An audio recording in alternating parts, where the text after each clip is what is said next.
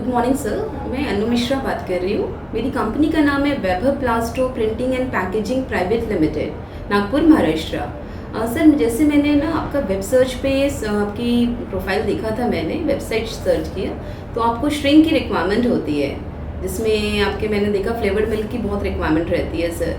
तो हमारे यहाँ इन हाउस बनता है सर, लोन हम लोग खुद बनाते हैं, तो उसमें बेस्ट आपको सर्विस ओरिएंटेड में मैं आपको बहुत अच्छी फैसिलिटी दे पाऊंगी। इन हाउस होने के कारण रेट्स कंसर्न, सर्विस कंसर्न, मैं सारी चीज़ें बेस्ट आपको प्रोवाइड कर सकती हूँ सर।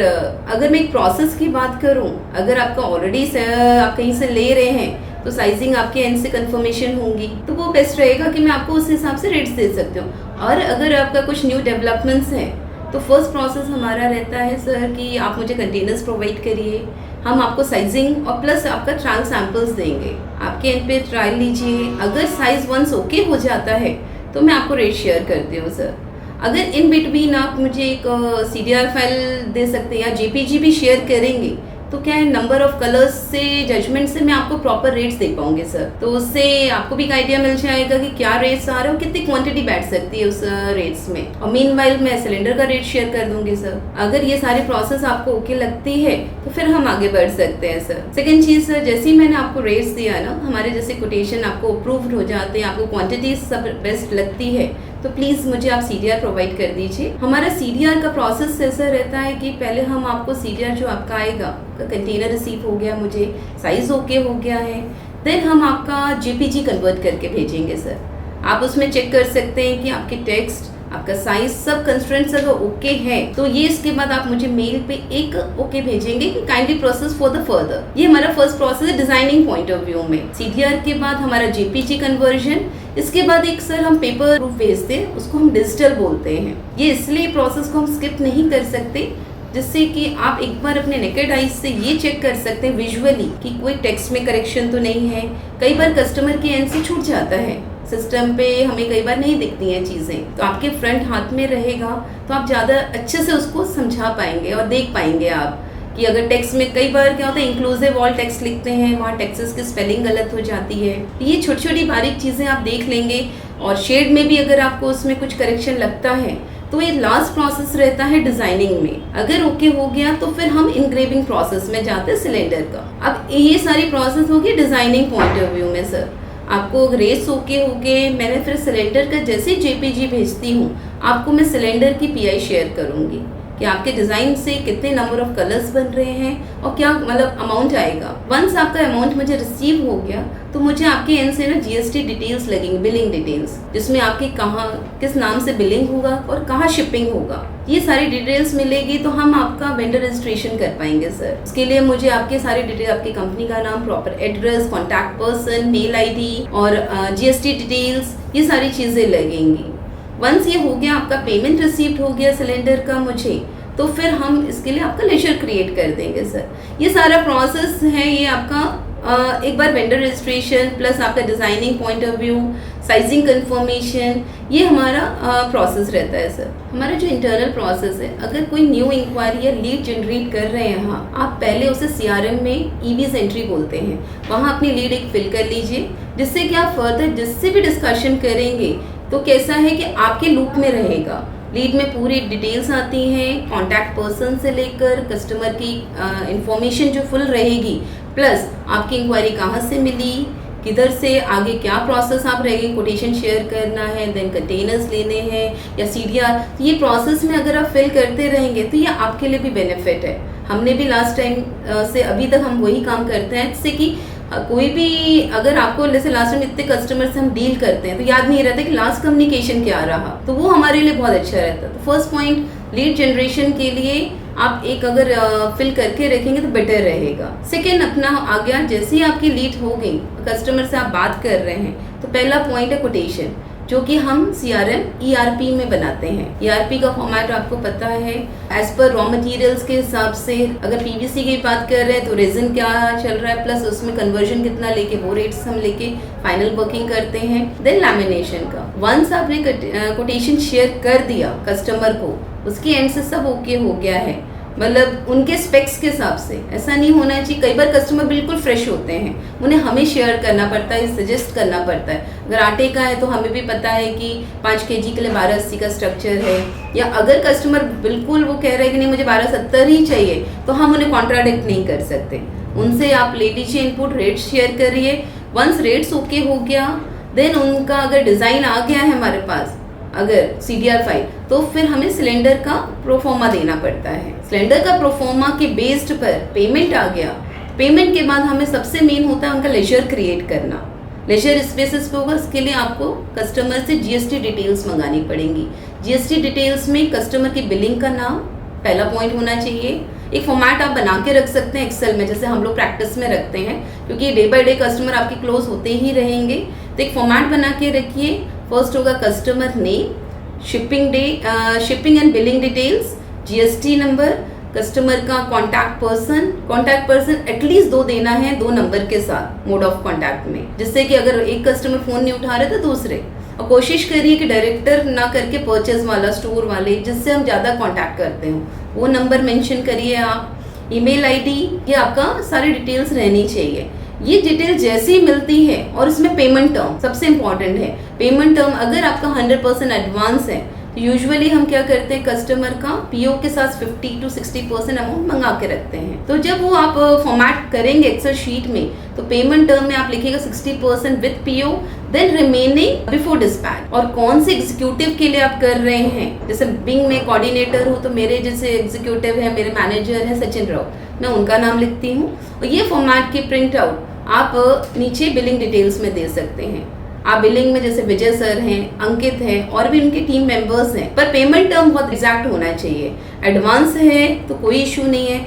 अगर आपने क्रेडिट में लिया है, समझ लीजिए 30 डेज, 45 डेज, इवन 15 डेज का भी दे रहे हैं, या अगेंस्ट बाद में आप इनवॉइस के 2 डेज के बाद भी दे रहे हैं, तो वो क्रेडिट के लिए आपको सर का अप्रूवल लगेगा या किसी हायर अथॉरिटी का अप्रूवल साइन लगेगा उसमें। वंस आपने ये जमा कर दिया, आपका एक कस्टमर क्रिएट हो गया, जिसके लिए वो लेजर क्रिएट हो जाएगा, वो अमाउंट उनके उसमें दिखने लग जाएगा। आप कभी भी टैली ओपन करेंगे, ये सारा प्रोसेस पहले कस्टमर आपका मास्टर बोलते हैं। अगर हम ERP में बात करें तो कस्टमर मास्टर, नॉर्मल बात करें तो एक लेजर क्रिएट करना पड़ता है, वेंडर रजिस्ट्रेशन।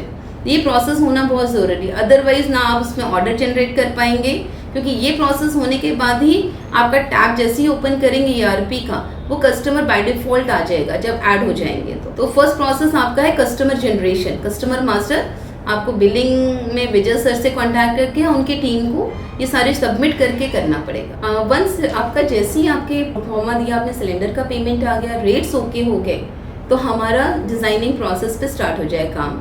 वैसे तो कई बार कस्टमर्स क्या कहते हैं, पहले JPG मंगाते हैं देन पेमेंट करते हैं। ये दोनों प्रोसेस साइमल्टेनियसली चलना चाहिए। तो आपने JPG भेजे, अब ये डिज़ाइनिंग पॉइंट ऑफ व्यू का प्रोसेस है, जो कि बिल्कुल हमें स्किप नहीं करना है, क्योंकि क्या होता है इसमें बहुत सारे ब्लंडर्स होते हैं। कस्टमर तो कहते हैं कि हमें 5 दिन में सिलेंडर्स आप बना के दो, आप अप्रूवल स्किप कर दो।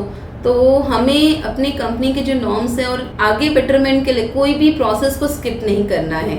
CDR आई, देन JPG शेयर करना है डिज़ाइनिंग के साथ, डिज़ाइनर के साथ कोऑर्डिनेट करके। सेकेंड प्रोसेस में आपको डिजिटल प्रूफ भेजना है। कई बार कैप्स लीव्स के रहते हैं तो उसमें आपको इतनी ज़रूरत नहीं होती, क्योंकि सिंगल टेक्स्ट रनिंग में रहता है। तो अगर कोई कस्टमर बहुत डिमांडिंग कर रहा है, नहीं मुझे देखना है फ़ॉन्ट का साइज़ कितना है, तो आप दीजिए।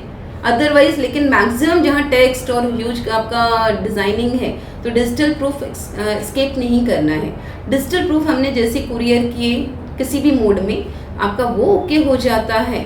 फिर कस्टमर से एक मेल मंगाना है कि ऑल टेक्स्ट और आपका डिजाइनिंग आगे प्रोसेस करिए, वो ओके है उनके एंड से। नेक्स्ट प्रोसेस आ जाता है इनग्रेविंग। हमारा पैसा आ गया है, इन बिटवीन में जैसे ही डिजिटल ओके हुआ और हमने सिलेंडर का जो PI दिया है, कस्टमर से सिलेंडर का PO मंगवाना है, पहला प्रोसेस है।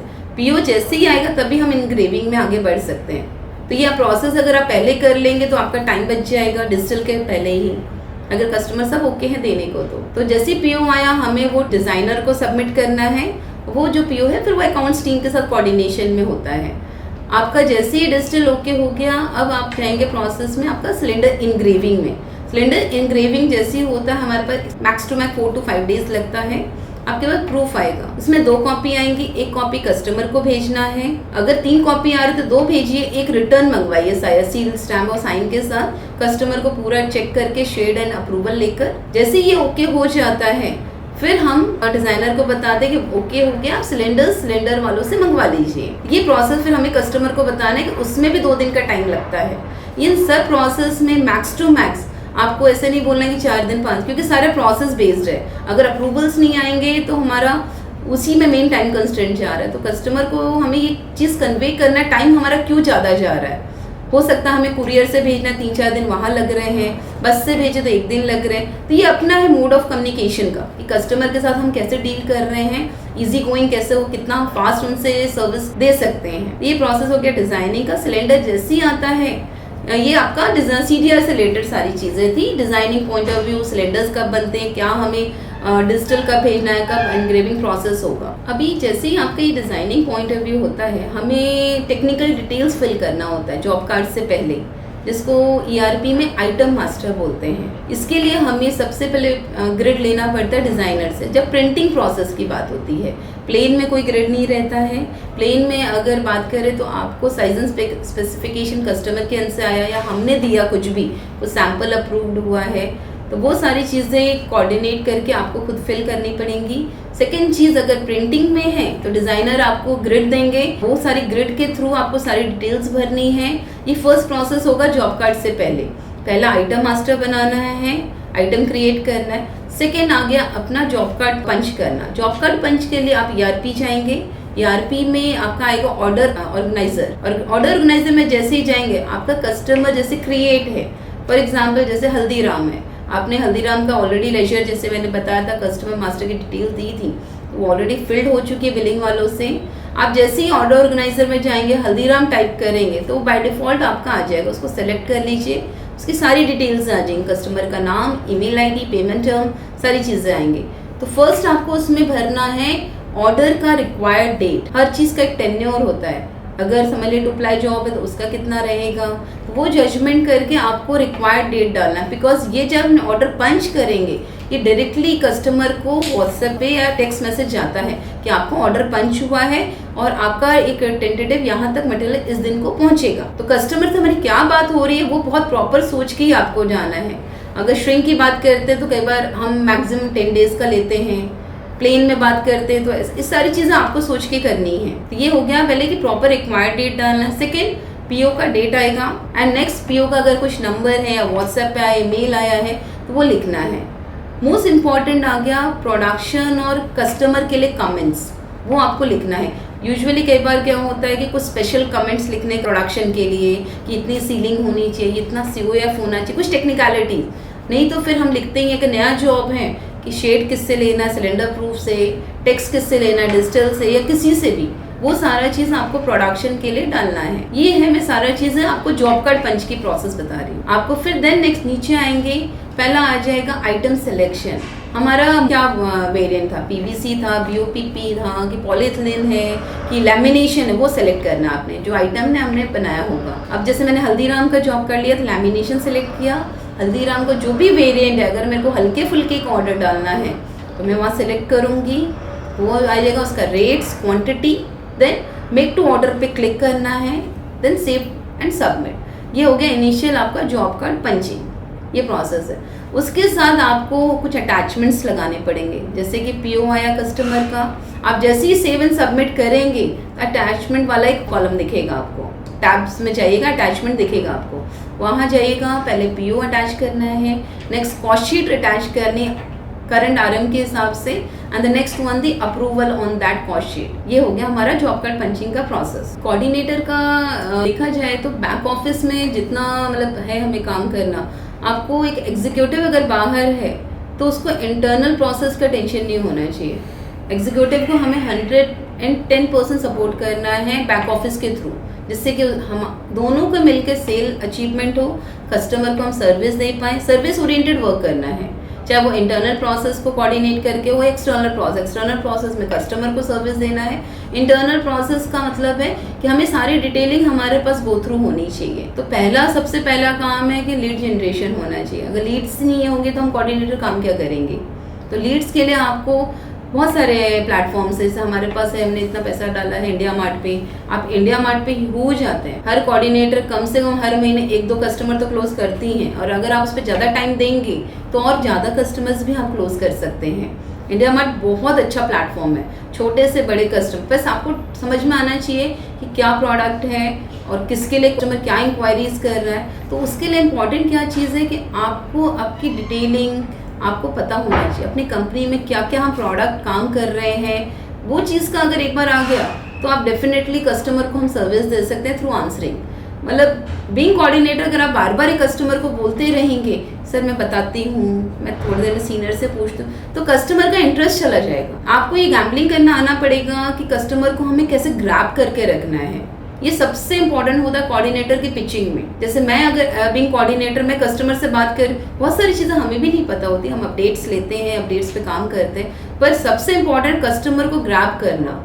Grab in the sense her question को उसको आंसर, क्योंकि कस्टमर बहुत बेसिक भी पूछेगा तो उनको ये फील नहीं करना है कि हम इरिटेट हो रहे हैं, हर क्वेश्चन का आंसर देना है। और अगर आपको नहीं भी पता तो वो भी उनको इस तरीके से बताना है कि हाँ वो उनके काम की चीज़ है, नई चीज़ है, मैं आपको प्रॉपर आंसर करती हूँ। ये सबसे इंपॉर्टेंट है। अगर आपकी लीड्स अगर आपके पास है, और सबसे है कोऑर्डिनेटर का एग्जीक्यूटिव के साथ कॉम्बिनेशन, मतलब कोऑर्डिनेटर को ही सारे काम करवाने एग्जीक्यूटिव से, प्लानिंग देनी है टूर की।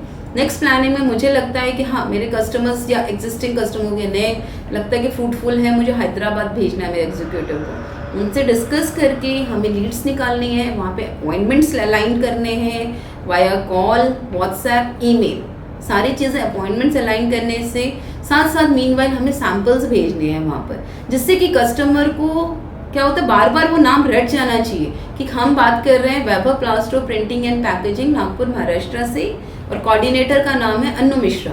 वो एक बार रट गया तो कभी ना कभी, चाहे वो 2 महीने 6 महीने में, आपको एक बार वो पिंग करेगा ही करेगा। ये मतलब ये फैक्चुअल चीज़ है। किसी चीज़ को हम बार बार पिंच करते हैं तो कस्टमर क्लोज हो सकता है। आप उनके टच में रहिए। तो बिफोर जो टूर प्लानिंग करिए, प्रोसेस अगर आप फॉलो करोगे तो एग्जीक्यूटिव वहाँ जाएगा तो उसके लिए नया नहीं रहेगा, क्योंकि ऑलरेडी हमारा क्या सैंपल जा चुका है, ईमेल जा चुका है, हमने कॉल कर लिया है, व्हाट्सएप किया है, सारे मोड में हमने अपना नाम रजिस्टर्ड करा दिया है। तो ये पहला काम, हमें लीड जनरेट करना पड़ेगा, कोऑर्डिनेटर्स को कॉलिंग्स करनी पड़ेंगी, अपने ईमेल्स के ड्राफ्ट के थ्रू सारी चीज़ें करिए, और ज़्यादा तो कोशिश करिए बहुत सारे व्हाट्सएप के थ्रू रहिए, क्योंकि कस्टमर या कोई भी, हम भी आजकल सबसे ज़्यादा व्हाट्सएप में ही ज़्यादा इन्वॉल्व रहते हैं, क्योंकि इतना टाइम नहीं होता ईमेल चेक करने का। ईमेल तब करिए जब टेक्निकलिटीज़ की बात आती है, जहाँ हमें अप्रूवल स्टेज पे रहना पड़ेगा। बाकी अगर आप शॉर्ट कुछ भी आपको बात करनी है तो WhatsApp is really good. Tour planning जैसे ही आपने किया, कस्टमर एग्जीक्यूटिव से कोऑर्डिनेट करिए कि उस कस्टमर के साथ क्या डिस्कशन पार्ट हुआ। तो एक हमें तुरंत एक थैंक यू मेल या थैंक यू व्हाट्सएप जाना चाहिए कि सर हमारी मीटिंग हुई है, हमने ये चीज़ें, और हो सकता है कि वो हमें CDR भेजने वाला हो सकता है कि वहीं देन एंड देयर टेबल पे क्लोज हुआ, हमें पेमेंट के लिए फॉलो अप करना है या कोटेशन शेयर करना है। ये सारी चीज़ें आपको कोऑर्डिनेशन छोड़ना नहीं है। कोऑर्डिनेटर्स का यही सारी चीज़ है कि हमें सब चीज़ों में कोऑर्डिनेट करना है थ्रू बैक ऑफिस। ये सारे पॉइंट जैसे ही आपके क्लियर हुए, आपने उनको थैंक यू भेजा, आपकी डिटेल्स आ गई, तो ये प्रोसेस हो गया टूर प्लानिंग का।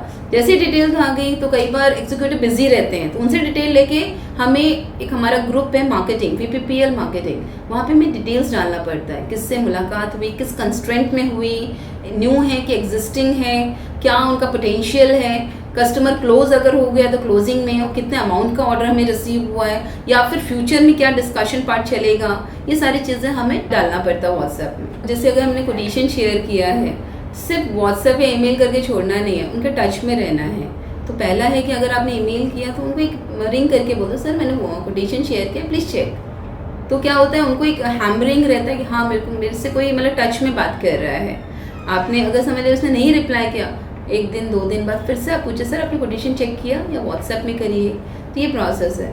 जैसे मैंने स्टार्टिंग में ही बताया, कोऑर्डिनेटर का काम हर जगह से हमें सर्विस देना है। चाहे अगर हमारा मटीरियल डिस्पैच हो रहा है तो डिस्पैच में हमने ट्रांसपोर्ट से भेजा या ट्रेवल से भेजा है, किसी से भी मटेरियल भेजा है, तो उनको कस्टमर को इमीडिएटली आप डिस्पैच टीम के साथ कोऑर्डिनेट करके बिल्टी नंबर शेयर करना है। नहीं तो कस्टमर क्या होता है, आज हमने मटेरियल भेजा, वो 4 दिन बाद एक्सपेक्ट करता है कि बिल्टी नंबर है, वो बहुत इरिटेट हो जाता है। तो हमारा फर्स्ट है कि आपको पता है कि आज हमारा मटेरियल गया है, क्योंकि हमें नॉलेज रहता है कि हमारा मटेरियल कौन सा जाना चाहिए, और कस्टमर को इमीडिएटली आप डिस्कस करके आज नहीं तो कल तक आप बिल्टी नंबर शेयर कर ही दीजिए, क्योंकि हमने काम तो कर लिया होता, मटेरियल भेजा होता, पर बिल्टी नंबर नहीं मिलने से ना कस्टमर वो मटेरियल उठा पाता है, उसको लगता है कि हम झूठ भी बोल रहे हैं, मटेरियल नहीं भेजा है हमने, तो वो पॉइंट पे मतलब उनको कन्विंस करना इज़ वेरी टफ। तो कोशिश करिए कि जितने जल्दी हम प्रोसेस को प्रॉपर उनको रिस्पॉन्ड करते रहेंगे तो बेटर रहेगा। ये हो गया। सेकेंड, हमारा इंटरनल प्रोसेस में कोऑर्डिनेटर्स का क्या होता है कि जैसे डिज़ाइनिंग पॉइंट ऑफ व्यू से जैसे मैंने बताया था, तो डिज़ाइनर के साथ कोऑर्डिनेट करिए कि जेपीजी गया कि नहीं, CDR आने के बाद डिजिटल कब आएगा, तो ये आपको इंटरनल में सारे मतलब फॉलोअप्स लेने पड़ेंगे डिज़ाइनर से। ऑर्डर हमारा जैसे ही गया RM प्लानिंग देना पड़ता है। RM प्लानिंग के लिए आप प्रॉपर फिल्म साइज, जो मटेरियल की कैसे फिनिश गुड चाहिए, पाउचिंग में चाहिए, रोल फॉर्म में चाहिए, कैसा मटेरियल चाहिए, उसका प्रॉपर RM प्लानिंग देंगे तो हम कस्टमर को बता सकते हैं कि हम आपको प्रॉपर सर्विस दे सकते हैं। अगर RM प्लानिंग पहले से है तो वो RM प्लानिंग आप मेल कर दीजिए। जैसे आप RM प्लानिंग मेल करते हैं तो आप एक इंडेंट नंबर ले लीजिए। इंडेंट नंबर से क्या आप इजीली ट्रैक कर सकते हो कि आपका मटेरियल कब आ रहा है, और कई बार क्या होता है उस फिल्म साइज हो सकता है अपने पास स्टॉक में रखा हो, तो वो सारी चीज़ें से आप इजीली सर्विस दे सकते हो कस्टमर को। तो कस्टमर को कैसा लगेगा कि आप हम पे ध्यान नहीं दे रहे, तो ये भी एक प्रोसेस है, आपको RM प्लानिंग देना पड़ेगा। सेकेंड है, अगर पैकिंग में है मटेरियल तो एक बार पैकिंग वाले से भी कोऑर्डिनेशन करिए कि पैकिंग में जैसे अगर हिंगना यूनिट में बात कर रहे हैं तिवारी सर से कर सकते हैं आप बात, ललित है, अगर वहाँ पे बात करें बुट्टीपुरी यूनिट से तो आफ्ताब है, वहाँ पे मतलब ह्यूज टीम है हमारी।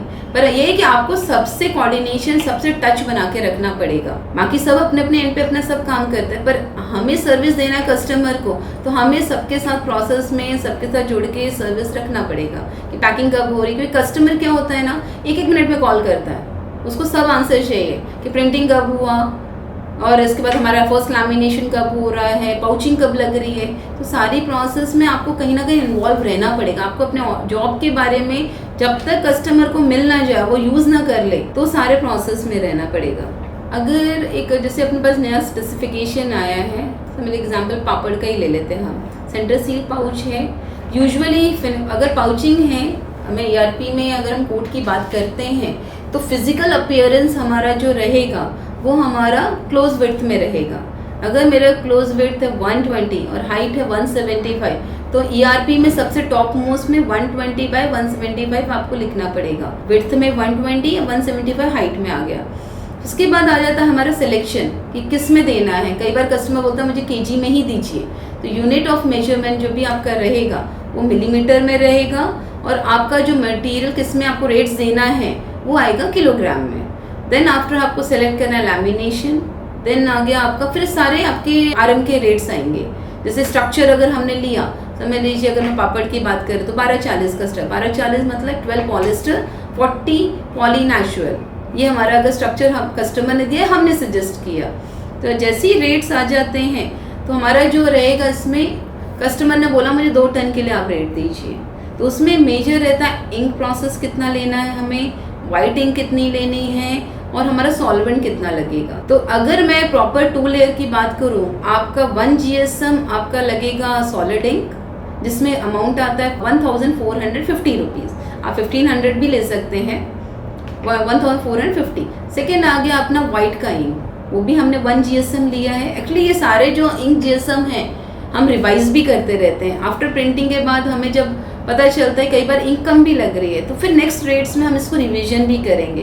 पर ये है हमारा एक्चुअल में हम लेना चाहिए, हमको स्टैंडर्ड बोलेंगे अगर, तो 1 लिया हमने वाइट का इंक, जिसका अमाउंट आ जाएगा आपका 750 रुपीज़। नेक्स्ट आ गया अपना 2 लेयर का जॉब है, जैसे मैंने बताया 12 पॉलिस्टर 40 आपका पॉली नेचुरल, तो आपका इसमें जो एडेसिव लगेगा 2 GSM और इसका अमाउंट है 270 रुपीज़।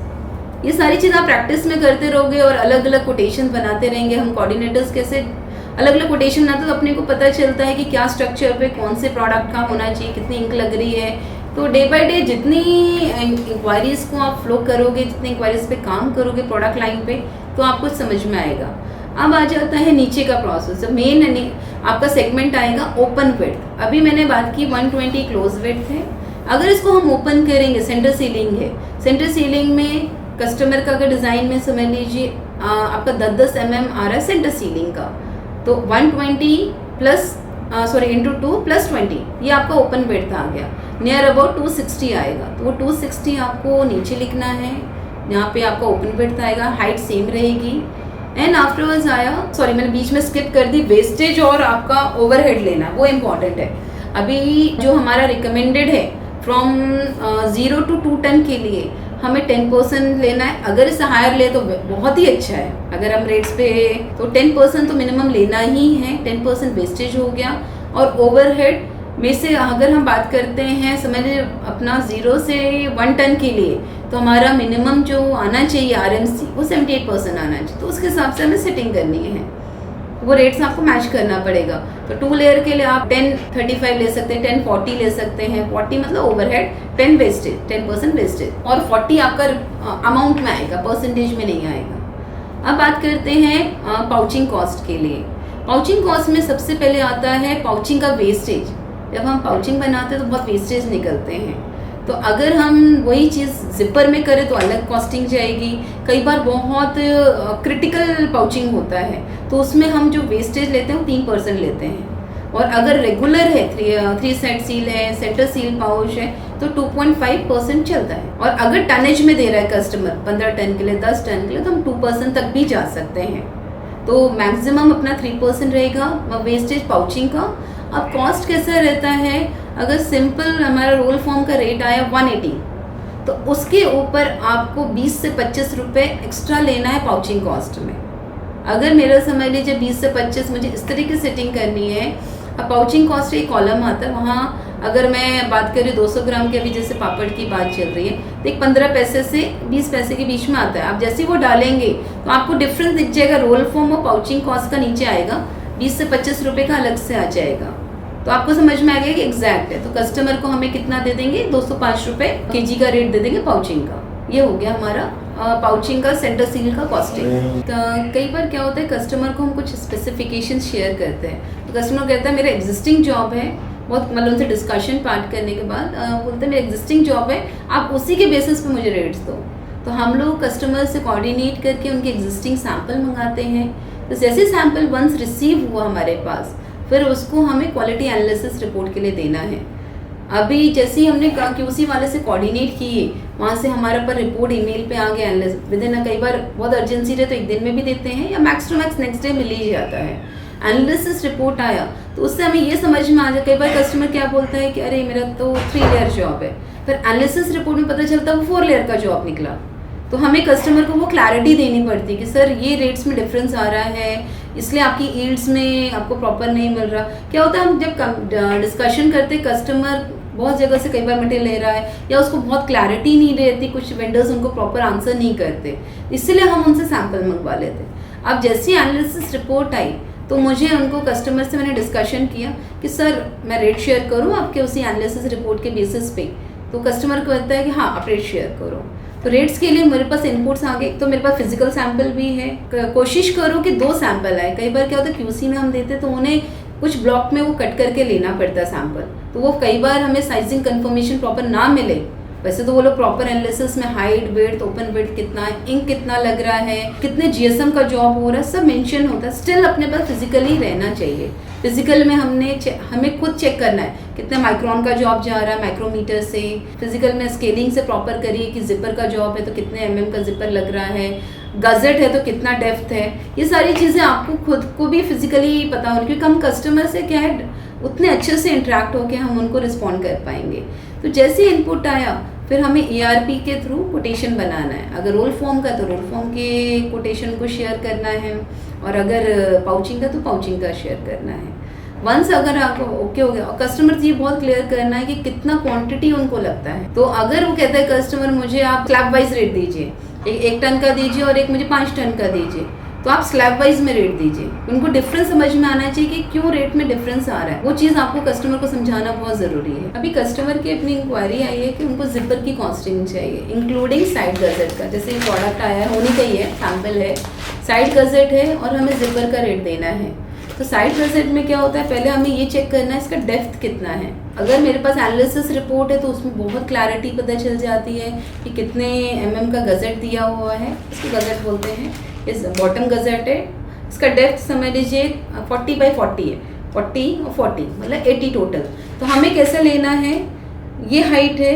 अगर हम बात करते हैं जिपर और गजेट की, तो ये हाइट जो है विड्थ बन जाता है, क्योंकि जब हम इसको ओपन करेंगे तो हमारा ये विड्थ बनेगा। मतलब ये हाइट जो है ये आपका ओपन करेंगे तो विड्थ बन जाएगा, और ये विड्थ है ये हाइट बन जाता है। टेक्निकल मतलब जब हम बात करते हैं तो ERP में जब मैं कोड बनाऊंगी, आपको फिनिश गुड में तो जहाँ पे क्लोज विड्थ है उसको यही लिखना है। आपको समझ लीजिए इसका साइज है 200 mm में, ये 200 mm लिखना है। और ये अपना जो साइड गजेट है ये अभी रहने देंगे, और ये है अपना, ये भी 200 का, 200/200। ये अपना जो क्लोज में रहेगा तो ऐसे ही रहेगा। अब बात आते हैं ओपन साइज में। जब मेन आपका जो रेट्स का वर्किंग आता है वो ओपन से ही आता है। तो ओपन में जैसे मैंने बताया कि आपका हाइट विड्थ बन जाता है, तो 200 को हम ओपन करेंगे तो 400 mm प्लस गजेट जैसे मैंने बताया 40 + 40, तो आपका गजेट कितना हो गया 80, तो आपका टोटल ओपन विड्थ हो गया 480। तो आप ERP में जब रेट्स करेंगे तो 480 mm लिखेंगे आप ओपन विड्थ, हाइट आ गया अपना 200 mm। ये 200 mm जो है आपका, इसी पे आपका जिपर लग रहा है, ठीक है। तो इस पे जो भी कॉस्टिंग होगी इसी पे ही होगी हमारी 200 mm पे। तो अब हम जैसे इस पे लिखेंगे, जिपर में और साइड गजेट में हमारा जो वेस्टेज है वो ज़्यादा आता है। नियर अबाउट आपको कम से कम 4% लेना है, और उससे ऊपर भी ले सके तो और अच्छा रहेगा, क्योंकि कॉस्टिंग जितनी अच्छी होगी उतने प्रॉपर उस पर काम कर सकते हैं। जैसे ये हो गया, अब हमें पाउचिंग कॉस्ट लेना है। पाउचिंग कॉस्ट में जैसे कि आपको मैंने लास्ट टाइम बताया था, आपको मैक्सिमम कोशिश करना है कि सिंपल पाउचिंग कॉस्ट में एटलीस्ट आपका 35 to 40 रुपीज़ रोल फॉर्म से ज़्यादा जाना चाहिए। अगर 200 रुपये kg रोल फॉर्म में तो 240 आपका पाउचिंग कॉस्ट आना चाहिए, ये सिंपल। प्लस उसमें हमें जिपर का कॉस्ट ऐड करना है। जिपर का कॉस्ट के लिए जो 200 mm मैंने लिखा है विड्थ में, मैं ओपन विड्थ की बात करें तो उस पर हमारा जिपर लगेगा। तो जिपर का कॉस्ट कैसे आएगा, 200 जो आप विड्थ है, सॉरी हाइट में हमने लिखा है यहाँ पर, उसमें इंटू 0.006 आपके 1000 मीटर का हम लोग कॉस्ट जिपर खरीदते हैं, ठीक है, उसमें आपका ये अमाउंट आएगा। तो आपने जैसे ही मल्टीप्लाई किया 200 इंटू 0.006, तो आपका एक नियर अबाउट आपका अमाउंट आ गया, एक शायद 12 रुपये प्लस आपकी पाउचिंग कॉस्ट, वो दोनों का ऐड करके ओवरऑल पाउचिंग कॉस्ट आएगा। तो आपको 1000 पीस का रेट देना है कस्टमर को। हो सकता है कि एक पीस का रेट 12 रुपये भी आए, वो जैसे डिपेंड्स करेगा क्या साइजिंग है, उस पाउच की क्या ग्रामेज है, उसके बेसिस पे ये जिपर का कॉस्टिंग है। जैसे अभी मैं अटैचमेंट्स की बात करूँ, हमने ऑर्डर पंच किया तो हमें अटैचमेंट, मैंने लास्ट टाइम भी बताया कि जॉब कार्ड पंच करने में हमें अटैचमेंट्स लगाने पड़ते हैं। अटैचमेंट के लिए क्योंकि क्या होता है, प्रोसेस है, ऑर्डर ना अलग अलग फ्लो में जाता है। फ्लो मतलब अलग अलग सेगमेंट में। जैसे हमने ऑर्डर किया एज ए कोऑर्डिनेटर, ऑर्डर पंच करेंगे, ऑर्डर पंच करते ही ये अप्रूवल स्टेज जाएगा QC डिपार्टमेंट में। QC डिपार्टमेंट हमारा पूरा चेक करेगी आइटम, कहीं स्लिटिंग विड्थ तो गलत नहीं है, या फिर हमें समझ लीजिए हम रिपीट ऑर्डर कोई डाल रहे हैं, ऑलरेडी लास्ट टाइम जा चुका है और हमने शेड अप्रूवल दे दिया है as per cylinder proof, text लिख रहे हैं सिलेंडर प्रूफ प्लस, लेकिन और कमेंट्स लिख रहे हैं प्रोडक्शन के लिए एज पर लास्ट सप्लाई, तो वो चीज़ प्रॉपर हमें मैच करके लिखना है। तो वो सारी चीज़ जैसे होगी, जैसे QC ने सब ओके कर दिया, वो ओके होने के बाद हमारे हर एग्जीक्यूटिव या मैनेजर के पास जाता है हमारा ऑर्डर। जैसे इस ऑर्डर में तो वो सारी चीज़ चेक करते हैं कि ऑर्डर हमने सही डाला है एज पर PO के हिसाब से। PO अभी हम लोगों ने एक फॉर्मेट बनाया है चेकर मेकर का, जिसमें कि हम वो प्रॉपर चेक करते हैं कि सारे अटैचमेंट्स ऑर्डर्स प्रॉपर लग रहे हैं कि नहीं, क्योंकि क्या होता है अपनी प्रिंटिंग यूनिट है, कुछ भी गलती नहीं होनी चाहिए, चाहे साइजेस से लेकर स्पेसिफिकेशन से लेकर इवन सिलेक्शन से लेकर। तो पहला क्या होता है कि जैसे ही हमने अटैचमेंट्स में PO लगना चाहिए, PO में हमें ये चेक करना है कि कस्टमर का जो हम ऑर्डर सेलेक्ट कर रहे हैं और कस्टमर का PO दोनों सेम होना चाहिए। अगर मैंने हल्दीराम फूड्स का ऑर्डर डाला है तो मेरे को कस्टमर ऑर्डर में जो डाल भी रही हूँ PO आया है वो भी हल्दीराम फूड्स का ही सिलेक्शन करना है, ना कि हल्दीराम इंटरनेशनल, वो आपको मैच करना पड़ेगा। जैसे ही आपने ऑर्डर पंच कर रहे हैं, आपको एक अप्रूवल स्टेज में रहेगा कॉस्ट शीट, वो अटैच करना है। कॉस्ट शीट अगर PVC का है तो आप ERP में मतलब उस पर्टिकुलर जो आपका PVC सिलेक्ट करेंगे, लैमिनेशन का है तो लैमिनेशन का। जैसे ही आपने सेलेक्ट किया उसे PDF फॉर्म में, PVC के लिए आपको अप्रूवल स्टेज हंसराज सर के पास भेजना पड़ेगा। उसमें कैसा रहता है कि हमें मिनिमम क्वांटिटी प्लस रेट्स का अप्रूवल लेना पड़ता है। जैसे सीज़न है तो स्लिटेड का रेट्स अलग रहता है, तो वो सारी चीज़ें अप्रूवल स्टेज में रहती हैं। आपने जैसे ही ऑर्डर लिया, कस्टमर का नाम लिखे, मिनिमम क्वांटिटी अगर पीवीसी की समझ लीजिए, कुछ नया कस्टमर है वो भी 50 kg ही देना चाहता है, पर हमारा जो जैसे कि प्रिंटेड में मिनिमम हम 100 kg लेते हैं, नहीं हो रहा, तो वो अप्रूवल लेना ही पड़ेगा आपको मिनिमम क्वांटिटी और रेट्स के लिए। उसको हायर एंड पे रेट लीजिए। वो अप्रूवल जैसे ही सर ने दे दिया, वो अप्रूव कॉस्ट शीट पहले अटैच करना है, जो हमने कॉस्ट शीट भेजी। सेकेंड चीज़ कॉस्ट शीट अप्रूवल अटैच करना है। ये अटैचमेंट का प्रोसेस है कि आपको पीओ लगाना है, करेक्ट पीओ लगाना है, अटैचमेंट में कॉस्ट शीट आनी चाहिए, देन आपका कॉस्ट शीट अप्रूवल आएगा। ये तीनों अप्रूवल जैसे ही लग गए, आप सेव एंड सबमिट करेंगे। जैसे मैंने बताया, पहला ऑर्डर जो है कोऑर्डिनेटर से क्यूसी के पास जाएगा, क्यूसी के बाद जैसे अप्रूव होने के बाद मैनेजर के पास जाएगा।